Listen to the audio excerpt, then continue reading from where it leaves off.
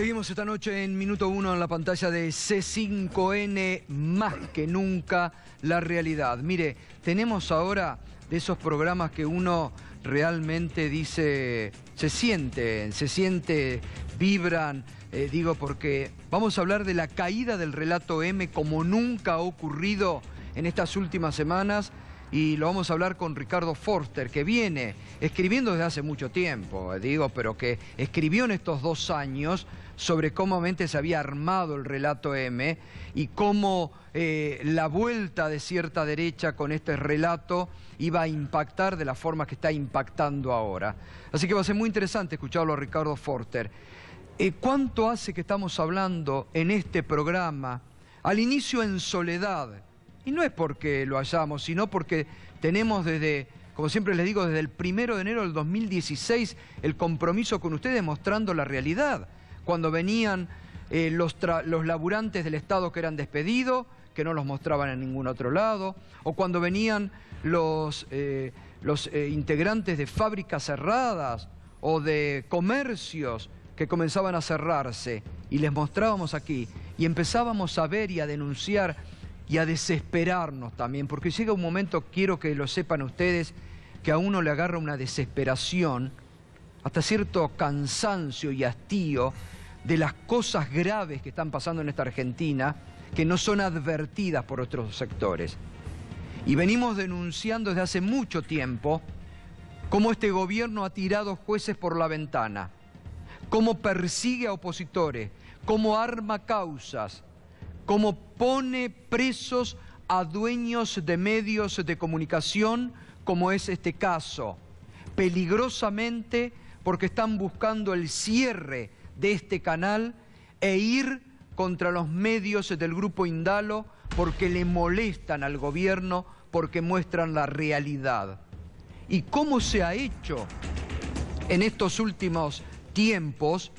Tal vez estamos próximos, lo venía advirtiendo Darío Villarruel, a otro bochorno de la justicia con el caso Nisman.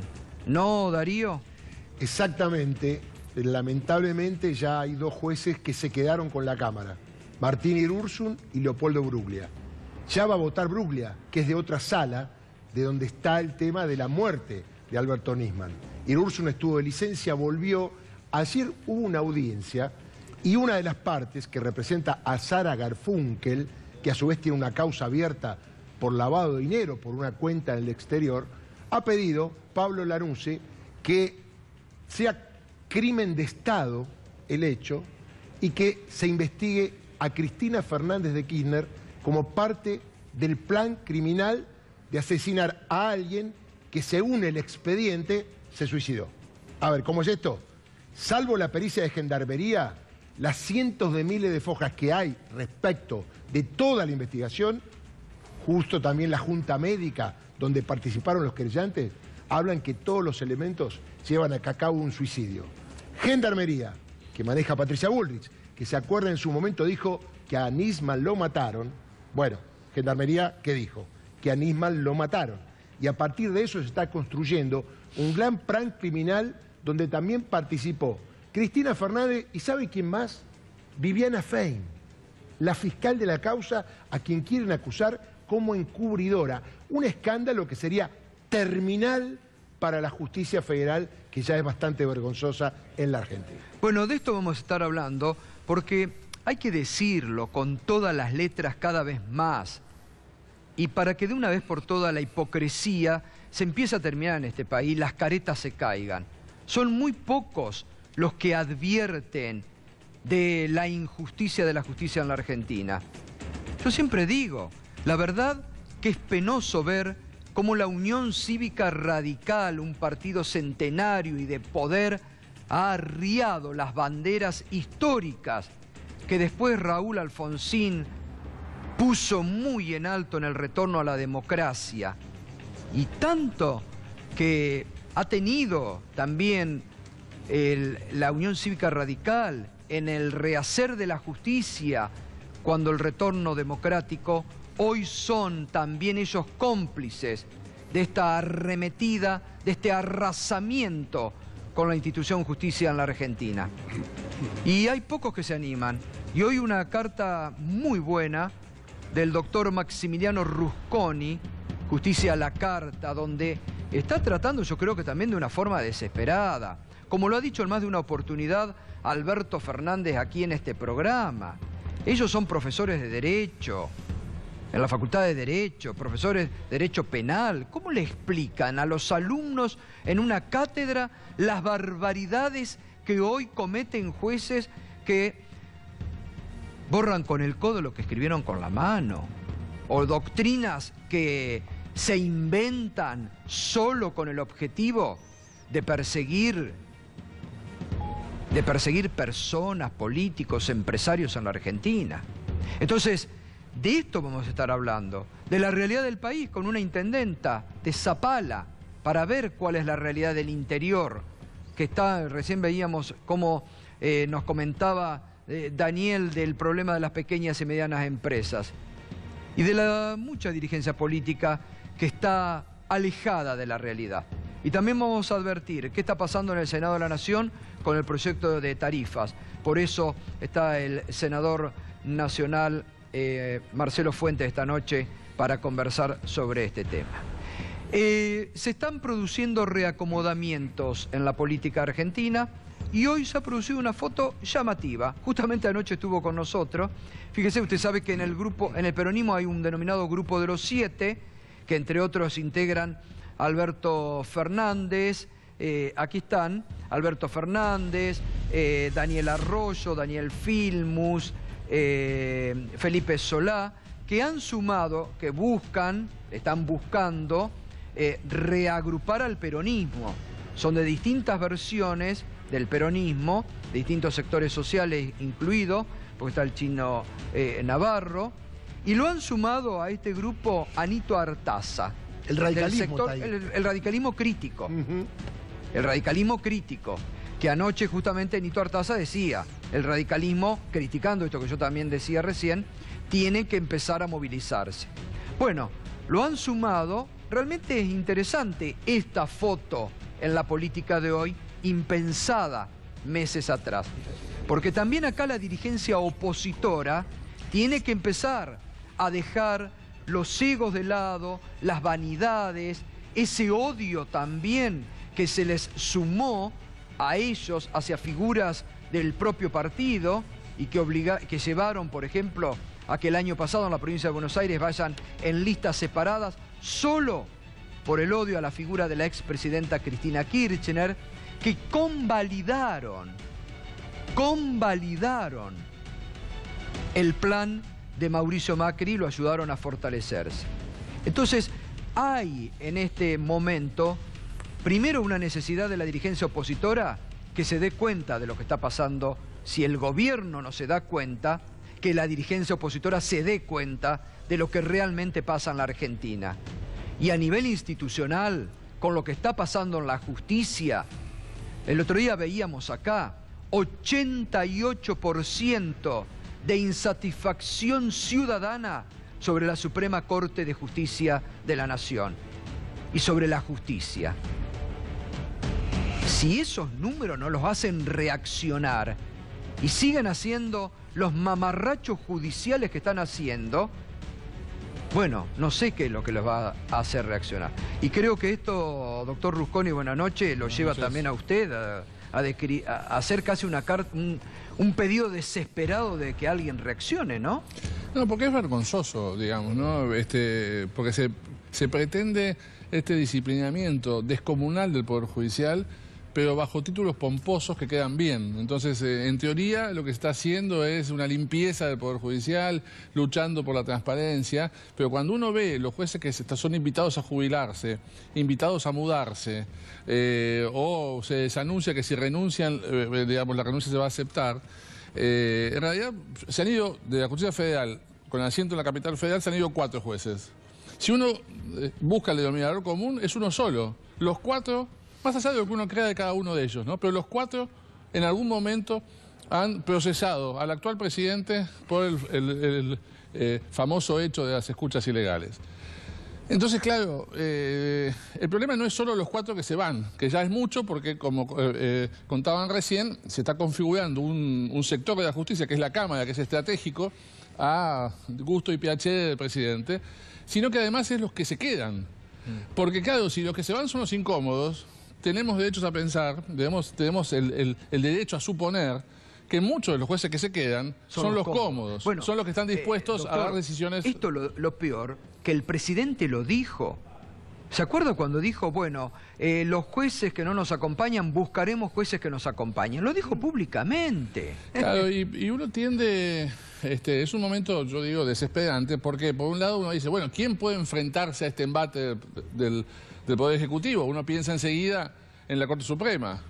Pero claro, el presidente de la Corte Suprema, cuando inauguró el año judicial, en ese discurso que dio, dijo, mencionando la tragedia de Once, que ante la visita de una de las víctimas, él se encargó de armar un tribunal, esta fue la frase, este fue el verbo, armar un tribunal que estuviera a la altura de esa tragedia, y por suerte se consiguió armar un tribunal que resolvió ese caso con una velocidad insospechada. Es decir, armaron un tribunal para las condenas, claro, no para buscar justicia, claro, como pretendían hacer. ¿Qué significa armar un tribunal? Si eso es por sorteo. Bueno, claro, hay todo un mecanismo constitucional para que un tribunal se forme. Esto es lo vergonzoso. Y yo quería preguntarle, doctor, porque usted no es un hombre mediático, no le gusta ir a los medios, no le gusta escribir cartas, y en su carta pone mucha atención en un plan venganza. Es decir, Ollarvide procesó a Macri y los camaristas confirmaron el procesamiento. Eduardo Freiler, Jorge Luis Ballestero y Eduardo Fara. Hoy ninguno está en la justicia. Claro. ¿Qué le puede pasar a alguien que haga algo contra Mauricio Macri ahora con las causas que tiene o algún funcionario de este gobierno? Bueno, yo digo, digamos, si lo que se exige es heroísmo. Lo que se necesita de los jueces es que sean héroes, lo cual habla muy mal de nuestra sociedad. Si los jueces tienen que ser héroes, estamos en un problema. Ahora, la verdad es que quien asume en este país desigual, con tendencia de autoritarismo, asume el rol de ser juez, y la verdad que tiene que pensar que en algún momento la sociedad va a esperar actos heroicos. Y el que no esté dispuesto, que se vaya. Porque este no es un país que se permita el lujo de tener jueces que, digamos, salgan carpiendo frente a 2 gritos del presidente. Lo que hay que hacer es renunciar. Y renunciar en voz alta, quejándose, denunciando estos hechos. Bueno, el lunes nosotros mostramos con las pruebas, no inventamos nada, la situación de los empresarios Cristóbal López y Fabián de Sousa, la persecución, cómo los llevan a la cárcel y cómo se fue armando en base a las declaraciones del presidente y los jueces fueron actuando en consecuencia. Digo, eso es un bochorno también. No, pero claro, bueno, tenemos un fallo de casación que en un voto increíble, pero nuevamente para el Guinness, un juez dice de que se justifica que vuelvan a prisión, sobre todo uno de ellos, el caso del empresario López, con el argumento de que cuando lo liberaron, sí, alzó la voz. Eduardo Ricci. Se tendría que haber callado. Claro. Ah, bueno, es increíble. Bueno, doctor, por eso ha sido recusado ahora por parte de la defensa de Cristóbal López, porque esto no forma parte de una opinión, esto no forma parte del derecho, que una persona pueda exponer y está enojada porque lo metieron preso, puede decir absolutamente cualquier cosa, o esto cambió en la jurisprudencia, ¿no? No, a ver, en cualquier país serio, ese juez dura 3 minutos. Claro. 3 minutos. Un juez que diga de que tiene sentido que vuelva a prisión preventiva porque cuando lo liberaron se quejó. Bueno, pero es que parece, si no fuera trágico, parece gracioso. Bueno, y ya con lo que había denunciado Jorge Ballestero, que por eso también después lo echan, con Ercolini y las maniobras, cómo cambia Ercolini de un momento a otro para sostener una cosa y después mandarlos a prisión. Eso es grave también, porque uno dice, ¿y qué hubo en el medio? ¿Solo un llamado del poder político para que actúen en consecuencia? Concretamente, pregúntale, ¿cuántos casos conoce de gente liberada por una Cámara Federal y que después vuelve a prisión por un fallo de casación? No, esto está pasando ahora, ¿no? Es decir, se trata de la certeza que tiene el Poder Ejecutivo de que en algún lugar de la justicia federal van a tener jueces que van a actuar de este modo vergonzoso. Y esa certeza se justifica empíricamente, porque de hecho está pasando esto, digamos. Es realmente Ahora, a mí lo que más me preocupa, yo tengo esta preocupación desde hace mucho tiempo, no solamente por la fase institucional que está en riesgo en la Argentina, sino por lo que usted acaba de decir. Uno esperaba en otro momento de una corte que fue realmente una corte muy prestigiosa, que actúe. Y ahora tenemos una corte que se calla la boca, que acompaña estos bochornos judiciales, y la verdad que... Entonces uno dice... ¿Y qué hay que hacer? Sí, Nada. Yo quiero, digamos, para completar el cuadro depresivo, uno podría decir, bueno, tenemos un problema en el Ejecutivo, tenemos un problema en el Poder Judicial, bueno, pero tenemos el resabio institucional del Poder Legislativo. Bueno, yo la verdad que tengo que decir que la Cámara de Diputados, cuando tuvo que votar el desafuero de un diputado que uno puede compartir o no sus políticas públicas, pero que hoy hubiera sido un diputado incómodo para el oficialismo en el momento que se discute las tarifas, que se discute la desigualdad social, que se discute un montón de proyectos, como Julio De Vido, claro.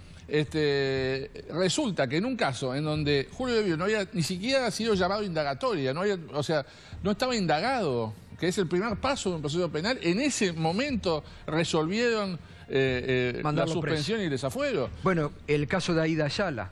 Bueno, la doble vara se nota lo que está pasando ahora con una diputada cercana al poder. En un caso más grave, un delito más grave. Muchísimo más grave, claro. Muchísimo más grave. Entonces, pero protegida por el gobierno. Claro. Bueno, es tremendo.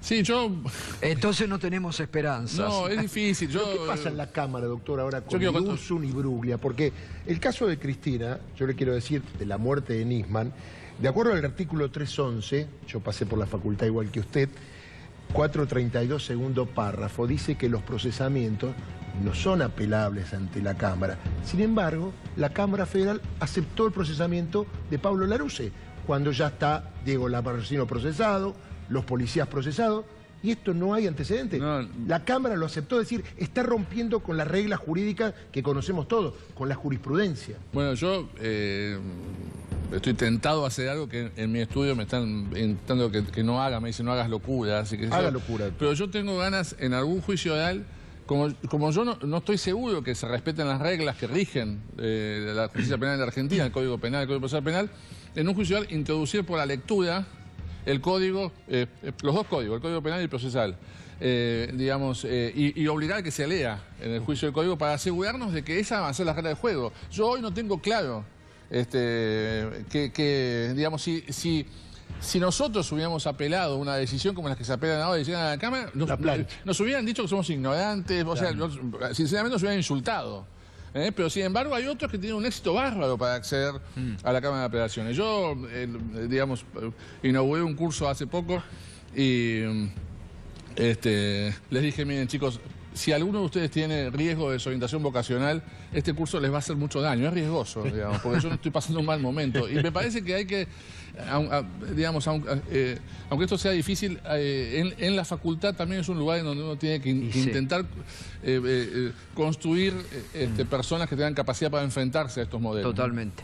Ricardo Forster, ¿se cayó el relato M con esta crisis que ha quedado al descubierto? Sí, a ver, se corrió un velo que si uno hubiera querido mirar desde el comienzo todo este derrotero, yo hubiera podido preverlo. El macrismo venía a hacer esto, venía a endeudar, venía a quebrar la capacidad del poder adquisitivo del salario, venía a cambiar la estructura económica del país, intenta también cambiar su institucionalidad, precarizar la democracia, quebrar la soberanía. Yo creo que la verdad que la sorpresa es de naif, es ingenua. Esto es, en el mejor de los casos, un déjà vu más perverso incluso que la década de los 90, porque toma a la Argentina en un momento muy especial. La velocidad del endeudamiento, claro, el negocio brutal, la bicicleta financiera, el dinero offshore, literalmente tomar dinero para que se pueda fugar inmediatamente, la persecución, el debilitamiento estructural de la justicia. Me parece que tiene que ver con una concepción de sociedad que por supuesto ya ha fracasado en la historia de nuestro país y sigue fracasando a nivel planetario. Estamos en el interior de un proyecto que busca no achicar el Estado, porque no hay que confundirse. El neoliberalismo no busca que desaparezca el Estado, busca poner al Estado al servicio de su lógica económica, de sus intereses, de la concentración de la riqueza y de un proyecto que necesita también del Estado a la hora de tener que reprimir, a la hora de tener que proteger jurídicamente los negociados brutales que están haciendo. Entonces creo que frente a una parte importante de esta sociedad, algo se está quebrando. Uno se pregunta, ¿cómo es posible que las encuestas hoy den algo así como 2/3 de la sociedad argentina en contra de un posible acuerdo con el FMI? Si uno saca rápidamente las cuentas, 25% de esa gente votó largamente a Cambiemos. Y sí, es así. Hay una base de Cambiemos que está también en oposición al fondo. Bueno, eso nos tiene que hacer pensar qué pasa con el sentido común, cómo es posible que las cosas vayan generando un trastocamiento de esta naturaleza. Por supuesto, bienvenido que haya amplios sectores de la sociedad que empiecen a descubrir la maldad estructural de un proyecto como el que lleva adelante Cambiemos. Lo que se cae es la sonrisa, se cae esa práctica de, al mismo tiempo que se destroza, se golpea, se cambian las reglas de juego, se le ofrece a la sociedad un discurso de la serenidad, del consenso. Somos todos parte de un país común. A la hora de la verdad, ese país está cada vez más fragmentado, es un país que está cada vez más dolido en su interior, porque se están rompiendo prácticas fundamentales de una sociedad que tienen que ver con el trabajo, que tienen que ver con la dignidad, que tienen que ver también con el reconocimiento de la soberanía de una sociedad. Lo que pasó con el submarino, el tratamiento hacia los familiares, lo que significó a fin de año el avance de la reforma previsional, que es un ataque directo a los jubilados. Acá hay que adelantar algo que me parece que es fundamental. El paquete del Fondo Monetario Internacional incluye también redefinir el sistema previsional argentino. Vamos de vuelta hacia las AFJP con otros nombres, vamos de vuelta a una flexibilización laboral que en el resto de los países donde funciona el neoliberalismo es una máquina de destruir derechos. Vamos al aumento del trabajo precario, vamos también a la destrucción de los salarios, ni hablar, por supuesto, de aquellos que están en el ámbito del Estado, los maestros, los profesores. Ricardo, me gustó lo que acabas de decir, maldad estructural. Sí, es que el neoliberalismo, a nivel global y a nivel argentino, produce exclusión, el aumento exponencial de la miseria, produce muerte también. Es un daño que bueno, lo que advierte, no sé si leíste el documento hoy del Papa, ¿no? Sí, lo que dice de las offshore, lo que dice del endeudamiento. Te doy un ejemplo. Lo que están haciendo con los discapacitados. Sí. Están cerrando centros fundamentales. Les dicen que les van a mantener una política de subsidios y se la están quitando sistemáticamente. Hay una suerte de estructura perversa en el doble discurso del macrismo que atraviesa el conjunto de la sociedad. Yo digo el macrismo y habría que decir también todos sus socios. El Hoy vemos cómo radicalismo, vuelve a traer al radicalismo, obvio, etcétera, etcétera. Me parece que es un momento extremadamente delicado. Todos aquellos que amamos este país necesitamos construir de verdad una fuerza opositora que sea capaz de impedir que crezca este daño, porque a diferencia quizás de la Alianza, que nació débil y terminó débil, la estructura de poder que está detrás del macrismo está dispuesta a llevarse el país por delante.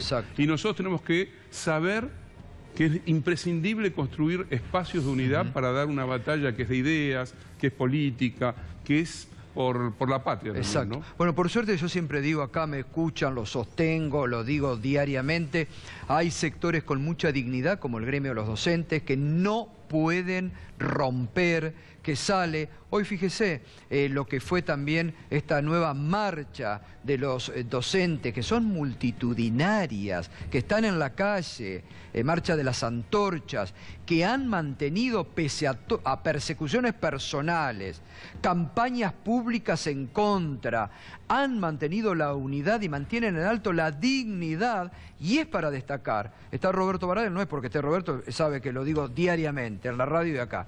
Esto realmente hoy fue otra marcha de dignidad.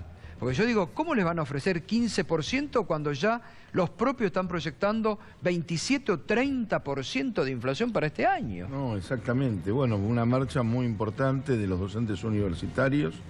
Creo que la CONADU, que ha sido convocante, también la CONADU histórica, estudiantes, científicos, investigadores, primero planteando la defensa de la universidad pública, el financiamiento necesario y, por supuesto, que no impongan un techo del 15% que no existe. Ya no existía antes, sabíamos todos antes cuando nos querían imponer, por eso lo rechazamos, y sabemos ahora mucho menos existe ese techo. No pueden imponer un techo a la baja con respecto a la inflación, después de lo que pasó lamentablemente en las últimas 3 semanas, que lo que sí garantizaron es 8.500 millones de dólares para resolver la especulación financiera. Ahí no tuvieron ningún inconveniente, ahí al contrario, planificaron en ese sentido. Por eso el reclamo que hicieron hoy los docentes universitarios, que por supuesto los acompañamos, y el reclamo que vamos a hacer la semana que viene los docentes de todo el país con una marcha federal educativa, porque a nivel ¿Cuándo nacional, es? Del 21 al 23, salen 5 columnas. Hay provincias que están en una situación que no se les paga el salario. Chubut es una. Chubut, estuvo acá Santiago Guzmán, han amenazado a la familia, lamentablemente, hay que decirlo, están cobrando los sueldos en diferido, están todos los trabajadores estatales luchando, ahí tiene problemas de pago de sueldo Santa Cruz. Lo que hace Morales, que es una vergüenza en Jujuy, es una miseria el aumento que le ha otorgado a los docentes, y el ministro de Educación, que no se entiende, no aparece. Bueno, está ausente. Está ausente absolutamente. Pareciera que no hay Ministerio de Educación en la Argentina. En la Argentina, con un conflicto como el de Provincia de Buenos Aires, también que esté resuelto, que representa el 40% del sistema educativo del país. Del 21 al 23 vamos a confluir en Plaza de Mayo el día 23 y el 22 vamos a reclamarle a María Eugenia Vidal que es también fundamental parte de este modelo de las políticas, ha sostenido las políticas tarifarias, ha sostenido el tema del modelo económico, y hay una gran indignación porque el anuncio del otro día diciéndole que está cuidando a los docentes, dándole un aumento más importante que la inflación, o sea, arriba de la inflación, cosa que es mentira. Además de la forma que lo dijo. El 20 va a ser un mes que no nos convocan a la reunión paritaria. El 20 va a ser un mes. Hoy les quieren ganar por cansancio. Pero no van a poder. Además, perdón, lo importante es que ustedes siguen cobrando lo mismo, ¿no?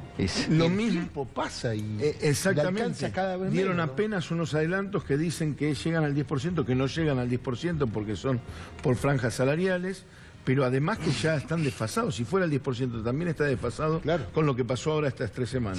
Sí. Y hoy hemos presentado a todos los consejos deliberantes y a la Cámara de Diputados y senadores de la provincia, con todos los bloques, carpetas con el estado de la situación de las escuelas de la provincia de Buenos Aires. En algunos casos es calamitoso. El tema de infraestructura, comedores escolares, la falta de nombramiento de cargos. No le están prestando atención a la educación pública, al contrario, lo que están haciendo es intentar recortar porque ellos la consideran un gasto. Por eso nos movilizamos, por eso vamos a estar con la marcha y con 2 medidas de fuerza. Una en la provincia el día 22 y el 23 es un paro nacional de todos los docentes del país, a los cuales también van a acompañar los docentes universitarios, porque la educación pública en Argentina no solamente defenderla es una responsabilidad de los docentes, sino de toda la comunidad educativa. No, y que además, Roberto, la verdad, vos lo viviste en carne propia, la amenaza, la persecución, nunca supiste, ¿no? No para eso, nunca nadie, el ministerio, no. Patricia Bullrich... No, siguen las causas. Para eso no todavía hubo... mandan todavía siguen enviando. Todavía siguen enviándote... Y las causas todavía no se sabe. A los que tuitean contra Macri lo encuentran en 2 horas. Lo meten preso. O en 3 días o 2 días los meten presos. Hay una cosa que no deja de ser llamativa, ¿no? La política del fondo apunta a destruir la participación del Estado en la salud, en la educación, en el sistema jubilatorio, busca el endeudamiento de la sociedad, tanto público como privado, para limitar toda posibilidad de oxigenarse de esa misma sociedad. La idea del fondo es un país endeudado que pierda su soberanía, que pierda su capacidad de decisión. El ejemplo más brutal es Grecia, lo que hicieron con Grecia. Claro. ¿Por qué nos van a tratar mejor a nosotros que estamos en el sur del mundo de lo que han tratado y tratan a los países mediterráneos europeos? En el tema de la justicia, y ahí te quiero adelantar algo. Estamos preparando un material para trabajar en las escuelas. ¿Qué implica? ¿Qué es el Fondo Monetario Internacional? ¿Y qué es lo que implica? Porque esto lo tiene que saber toda la ciudadanía. ¿Cómo los van a criticar? Bueno, pero sabés las cosas que te van a decir, las ¿no? cosas que tengan que decir, que digan lo que digan y hagan lo que hagan. Nosotros tenemos que enseñar ¿Qué es lo que pasó en este país con el Fondo Monetario Internacional? Que el dinero que nos va a prestar el Fondo Monetario Internacional no es para incentivar el consumo y la producción o para mejorar la educación, sino para sostener la especulación financiera. A ver, está la intendenta que quiero escucharla porque hablamos todo de esto y los intendentes, como yo siempre digo, son los que viven en carne propia, los primeros que les tocan.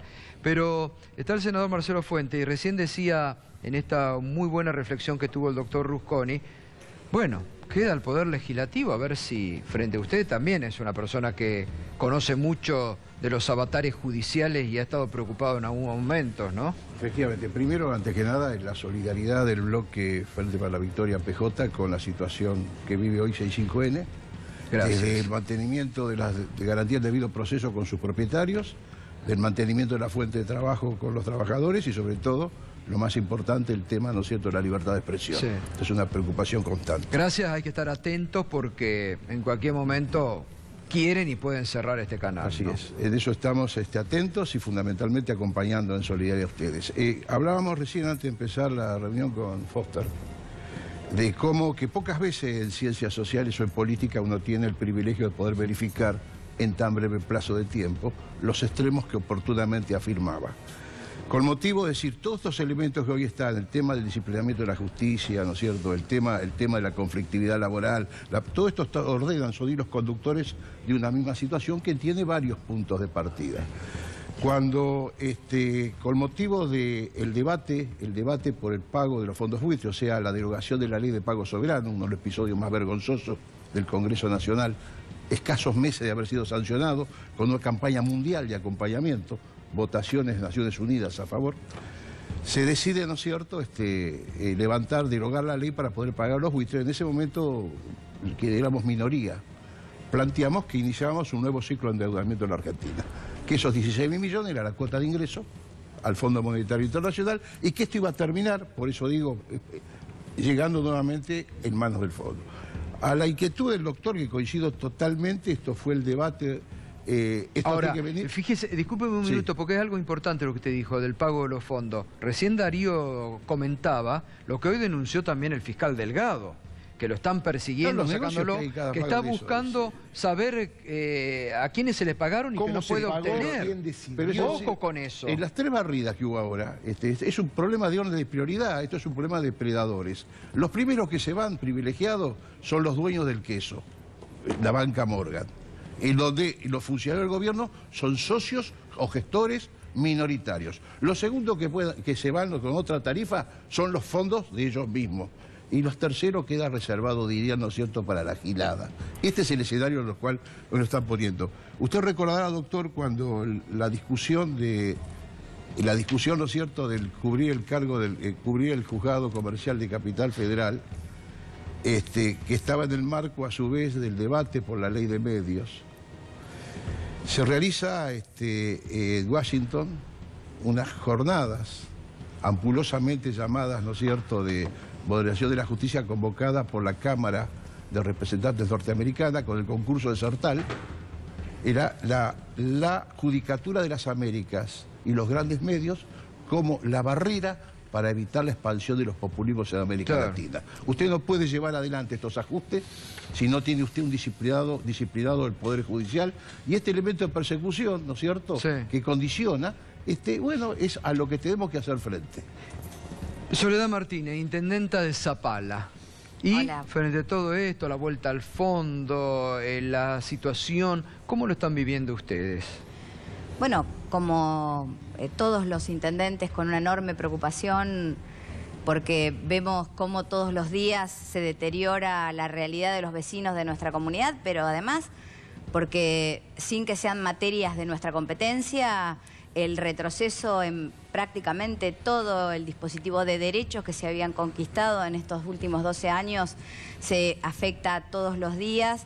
La degradación institucional sin precedentes a las que asistimos también repercute y preocupa. Vivimos en una provincia que tiene a sus docentes todavía con una medida de fuerza sostenida y que se profundiza, con un gobernador que no asiste a las conciliaciones obligatorias a las que se la convoca para resolver ese conflicto, una provincia que fue la primera en aceptar los condicionamientos a pretendidos procesos de flexibilización laboral que luego tuvieron su reflejo en la reforma previsional y que aparentemente, de mantenerse los números como están, podría tenerla en la reforma laboral.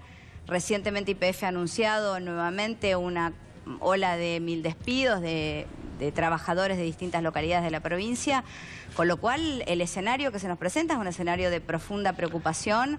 Y están ahí con un tema de los que hablaba, la caída de derechos, temas salud de los hospitales, ¿no? Tenemos ahora un conflicto que, por otra parte, no solamente repercute en la calidad del servicio de salud pública de la provincia, que por muchos años fue modelo no solamente para el país, sino para toda América Latina, sino que además pretende generar tensiones entre el sector de los trabajadores de la salud pública, porque ha enfrentado al sector de los profesionales de salud con el sector no profesional de salud pública, con todo lo que ello implica, ¿no? Por supuesto, no solamente resentido la atención a todos los pacientes del sistema de salud pública, sino también el marco relacional imprescindible para que un servicio de esas características se lleve adelante. Frente a esas situaciones, nosotros desde el municipio hemos hecho todo lo que hemos podido para tratar de paliar algunas situaciones. Tuvimos un proceso de discusión salarial con los 4 sindicatos que tienen actividad en la municipalidad y contrariando los mandatos tácitos o no tanto que imparte el gobierno nacional. Hemos perforado el techo del 15%, y hemos logrado un acuerdo de recomposición salarial que llega al 34,7% para todo el año, para nuestros trabajadores, que ahora escasamente alcanza frente al panorama que tenemos, pero que cuando lo convinimos en marzo era infinitamente superador de ese 15%. Es decir, que se puede mantener derechos si se quiere. Pero por supuesto, porque es una variable imprescindible. El Estado requiere... ¿Es donde va la plata? Y requiere de un recurso humano que esté dispuesto casi a esos gestos heroicos como se piden en todos los otros poderes, ¿verdad? Y ahí, perdóname, hay que decir que tienen el dinero en la provincia de Neuquén, y lo que decía la intendenta, es así, los docentes les habían dicho una cosa, llegó la orden del gobierno nacional, y el gobierno de Neuquén entonces prefiere mantener un conflicto, como están llevando el de los docentes, de un montón de días de huelga, porque no quieren avanzar en el tema salarial, desgastar y que se desgaste la escuela pública. Es lo que pasa en la provincia de Buenos Aires también. Y los recursos de la provincia van a ser mejores aún de aquellos en cuyo marco los docentes insisten en la recomposición. Un barril de petróleo que está superando los $70 y un dólar que se promediaba en 23 para este año, que está hoy en 25, claramente da cuenta de que van a existir esos recursos. Existen tal como se reclaman desde distintos sectores del Estado, pero van a existir ahora sin poder disimularlo. De modo que es solo voluntad política y clara manifestación de la vocación de disciplinamiento que tiene el Movimiento Popular Neuquino con el gobierno del presidente Macri. Doctor Rusconi, y la pregunta, ¿y el Consejo de la Magistratura a todo esto no le tiene que poner un coto también a todo lo que está pasando? Digo, jueces, usted lo marca hoy en la carta, que tienen no sé cuántos pedidos de juicio político, los ignoran, a otros los persiguen.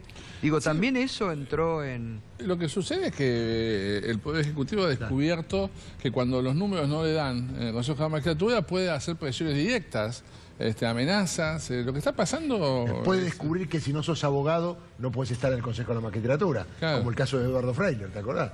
O puede hacer que el que va a jurar, Lorenzetti, le diga, esperá en la esquina, tomate un café y pierda la votación y lo echan a Freiler, ¿no? Bueno, el senador lo sabe muy bien. También ese espacio está cooptado por este funcionamiento cuasi mafioso, digamos. Es un momento realmente alarmante, que además digamos, es sistémico con no solo el disciplinamiento del sistema judicial, sino además el disciplinamiento de la ideología, de la política, ¿no? Es decir, esto no está pasando solo en Argentina, el encarcelamiento del opositor. Esto es un fenómeno regional. Ni siquiera en esto somos originales, ¿no? Entonces, me parece que... Pero yo, digamos... Sigo teniendo fe en que en algún momento un conjunto de personas empiecen a gritar cada vez más fuerte, digamos, y ahí se genere una convicción de resistencia a esto, ¿no? Me parece que la comunidad jurídica tiene que ser la primera en escandalizarse, ¿no? Pero no pasa. Está tardando. Yo creo que hay que también que entender que el neoliberalismo es un proyecto cultural. Es un proyecto que implica transformar la sensibilidad, el lenguaje, la forma de ver el mundo. Por ejemplo, por un lado, construyen una ficción de un país lleno de emprendedores, de gente que va a salir adelante, miran el mundo como gerentes desde lo privado y van dinamitando lo público.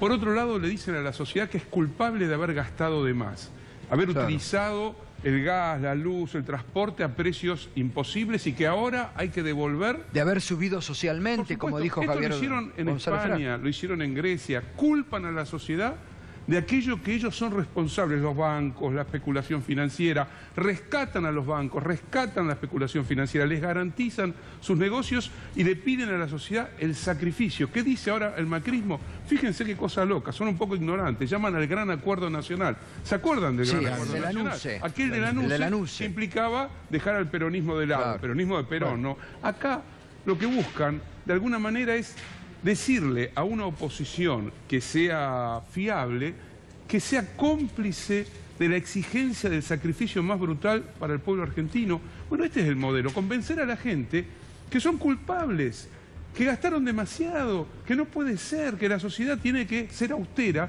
mientras los ricos son cada vez más ricos, acumulan cada vez más, y nunca fue más desigual el planeta como en este momento. En los últimos 40 años, para que se vea con claridad, desde que el neoliberalismo copó globalmente el planeta, los salarios fueron a la baja, la riqueza se concentró cada vez en menos manos y la precarización de la vida creció exponencialmente. Por eso no es casualidad la calificación de la oposición en irracional. Ustedes vean los mensajes, hay un peronismo racional, que es el que supone el gobierno. ¿A usted lo invitaron a la Casa de Gobierno? ¿A usted lo invitaron a la Casa de Gobierno? Nosotros no, y el argumento fue brindado por el senador Pinedo a la salida de Casa de Gobierno, que diciendo que bueno, son momentos que hace falta los racionales y que nosotros somos irritativos. ¿Ustedes qué vendrían a hacer? Pero Pinedo es su partido. ¿Cómo? ¿Pinedo es peronista o no? Entonces, a esto voy yo, pero este es el escenario cuando él plantea, donde se está buscando, por eso las demoras, todo este tema de cosas que ¿Qué pasó con el tema del proyecto de tarifas? Exactamente, un proyecto que viene, fundamentalmente, vamos a decir, no es el ámbito legislativo el lugar donde técnicamente se va a discutir tarifa, pero sí es el lugar donde corresponde la respuesta política. Claro. Y la respuesta política era poner un tope límite, a este saqueo del bolsillo que hace a la gente. Eso motivó, ¿no es cierto?, que se aunara en diputados renovadores, peronismo federal, Frente para la Victoria, izquierda, en un proyecto único que, en espejo con el Senado, los mismos bloques, tenía que salir. Esto estaba previsto, ¿no es cierto?, que íbamos a tener el dictamen firmado ayer para poder estar a la brevedad en 7 días reglamentariamente, y de golpe aparece un mensaje del senador Pichetto, ultimátum casi de guerra, que le da tiempo hasta el martes, con hora y todo, parecía Bush, ¿no es cierto?, antes de desencadenar el ataque a Bagdad, diciendo, ustedes hasta tal hora los esperamos que presenten, y el presidente responde 10 minutos después o 20 en el mensaje. Es mentira que las tarifas son carísimas. Claro, que de ninguna manera tienen ni el menor atisbo de modificar esto. Entonces usted encima... Se les ríen en la cara. Usted está haciendo, sumando incertidumbre a la gente. Esto es lo grave de esta postergación que el Senado ha hecho. Sí. Soledad, ¿y cómo está impactando el tema de las tarifas, por ejemplo, en zonas como la de ustedes, que son duras, digo, para vivir? Sí, además que tenemos que asistir a las comparaciones vergonzantes que hace el presidente, ¿no? Primero de territorios o de escenarios... ¿Tiene usted veredas calefaccionadas? No tenemos veredas calefaccionadas. Además, tenemos muchos sectores de la ciudad. El presidente dijo que en la Patagonia todas las veredas son calefaccionadas. Claro, no sé de la Patagonia, porque habría que empezar definiendo por qué sector del país define Patagonia, que esto no es la que yo conozco, digamos, ¿no? Nosotros hemos tomado un par de acciones desde la municipalidad, nosotros fuimos... Pero ¿cómo les impactó? ¿Qué porcentaje le vienen a los...? Todavía no hemos tenido las facturaciones más altas porque tenemos diferida la facturación. El invierno ha empezado, los fríos han empezado recientemente. ¿Y la eléctrica? Y la tarifa de energía eléctrica nosotros la tenemos por resolución del Departamento Ejecutivo congeladas a marzo del 2016. Ajá. De modo que no hemos tenido grandes variables, pero sí estamos frente a una situación que tenemos que resolver, que es una crisis de financiamiento de nuestra cooperativa de provisión de energía eléctrica, que es la que resiste, sí, los incrementos tarifarios. Nosotros hemos resuelto no trasladar esos incrementos al usuario, pero tenemos que sentarnos con nuestra empresa local, que es la cooperativa, y la empresa de la provincia, que para eso tenemos una empresa de la provincia. La verdad que para sentarte a hablar con la empresa de la provincia como que fuera una empresa privada, no tenemos ninguna diferencia. Entonces pretendemos una política de la provincia respecto de la distribución de la energía hacia el interior de la provincia. Tristemente, en esa, como en la gran mayoría de los temas, el gobernador de la provincia fue uno de los primeros en salir a avalar la primera etapa de ¿Cómo está la situación? Bueno, la realidad de la provincia es una realidad bastante, la verdad, es una realidad más sencilla que otras provincias. La provincia de Neuquén es una provincia con mucho recurso, con un sector de muchos trabajadores del sector público que de alguna manera tienen garantizados sus ingresos todos los meses, pero la realidad es que se ven claramente resentidas todas las variables de la economía en la provincia. Y eso empieza a repercutir. Los municipios estamos nuevamente teniendo que hacer frente a emergentes sociales que hasta hace 3 años habíamos dejado de atender. Roberto, ¿y socialmente cómo están, digo, los docentes, pero ustedes son, digamos, ustedes son la muestra de lo que ven en las aulas, digo, a nivel social, ¿no? En el tema de pedidos de cupos en comedores escolares, inclusive piden chicos zapatillas, vestimenta, porque el tema de la pobreza empieza a incrementarse, las familias no llegan a fin de mes, hay situaciones, la verdad, complejas, y eso lo vemos en el tema fundamentalmente en el pedido de comedores escolares que vienen a buscar comida para los hermanitos que no tienen el tema del comedor, a ver cómo se puede resolver y demás. Es una situación social compleja y cada vez se va agravando más. Lo primero que ha sucedido es que el tema del trabajo se ha cortado o ha parado a través de lo que llamaban changas o el trabajo precario y demás, y eso ha quedado. Entonces hay mucha gente que sale a vender, los chicos de la escuela secundaria que tienen que salir a trabajar, porque lamentablemente cuando hay situaciones de vulnerabilidad y las familias no pueden hacerse cargo, los chicos se hacen cargo del tema de poder salir a ayudar a las familias y demás. Entonces es un tema complejo. No hay una ley que marca que es de protección a la niñez, a jóvenes y adolescentes, y que no tiene el financiamiento adecuado por situaciones que se pueden dar, de situaciones familiares o sociales, inclusive cuestiones vinculadas al delito. No están invirtiendo lo que tienen que invertir. No se planifica para que el Estado asista a las familias que están en mayor grado de vulnerabilidad, lamentablemente. Y la provincia de Buenos Aires, como decías vos, 40.000 millones de pesos más este año, 65.000 millones de pesos más el año que viene. Y la gobernadora, en lugar de parar el tarifazo en la provincia, desfinancia al Estado quitando impuestos, que en las facturas no significan absolutamente nada, pero el financiamiento del Estado, 3.000 millones de pesos. Bueno, les agradezco, gracias, doctor. Gracias, Ricardo, como siempre, intendenta. Marcelo, gracias, Roberto. Gracias. Primera pausa y ya volvemos.